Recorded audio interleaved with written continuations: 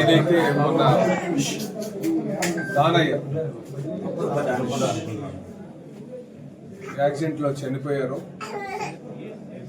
వారికి తెలుగుదేశం పార్టీ అండగా ఉండాలని చెప్పి ఈరోజు వచ్చి ఇంకొక 5 లక్షల రూపాయలు కూడా ఇవ్వడం జరిగింది.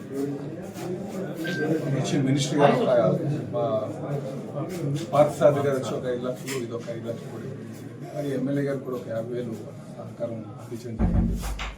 ఆ కుటుంబానికి అండగా ఉంటామని చెప్పేసి ఈరోజు ఆ భరోసా కల్పించడానికి మరి ఇక్కడ రావడం జరిగింది. అలాగే ఏ నాయకుడికైనా సరే ప్రధానమైన లక్ష్యం కానీ బాధితుల పక్షాన ఉండాలి. అది నిజమైన నాయకుడికి ఉండాల్సినటువంటి లక్ష్యం కానీ.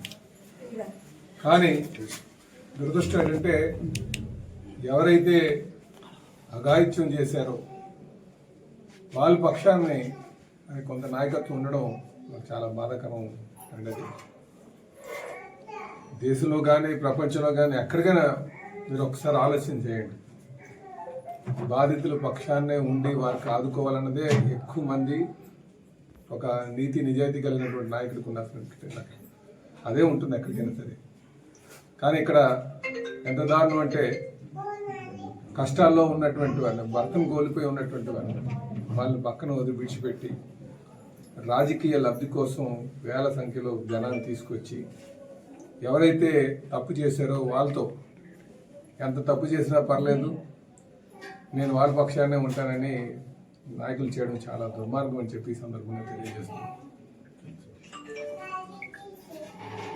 ఇంకా దానికి తోడు నిందారోపణలు కూడా చేస్తున్నారు. చిన్నపిల్లాడు కదా, చిన్నపిల్లాడు గుద్దేస్తే ఏమైంది అని చెప్పేసి.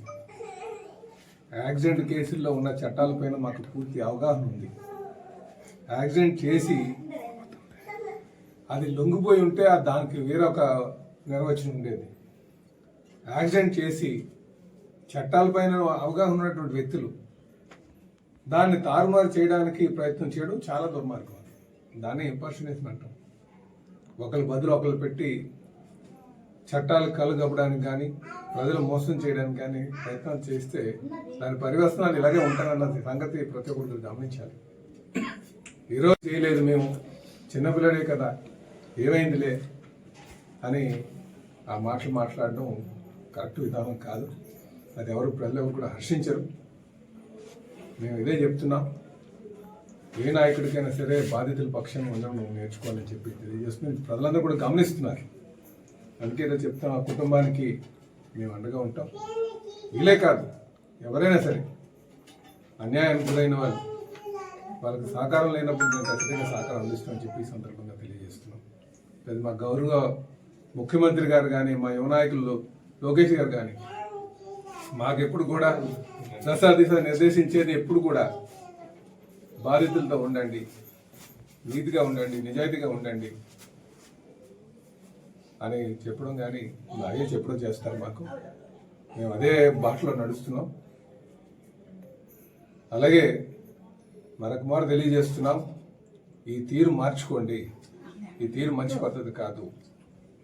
ఈవెన్ ఈరోజు మేము మాజీ మంత్రి గారి కోసం కూడా తెలియజేస్తున్నాం. మీరు డాక్టర్లు చదువుకున్నారు, చట్టాలపైన మీకు అవగాహన ఉంటుంది.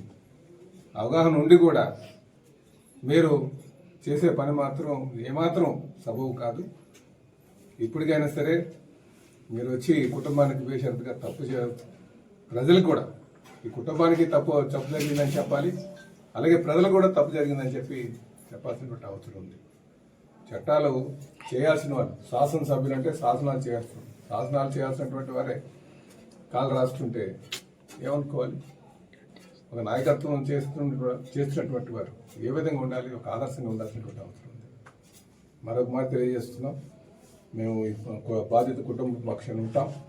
వాళ్ళకి అన్ని విధాలు ఆదుకుంటాం. మా శాసనసభ్యురాలు కూడా శిరీష గారు అన్ని వేళల్లో వాళ్ళకి అండగా ఉన్నారు. అమాయకులైనటువంటి కుటుంబానికి అండగా ఉండాలి అన్న ఆలోచనతో మా నాయకత్వం అంతా, కూటమి పార్టీ నాయకత్వం అంతా కూడా వాళ్ళకి అండగా ఉండడం జరిగింది చెప్పి సందర్భంగా తెలియజేస్తాం.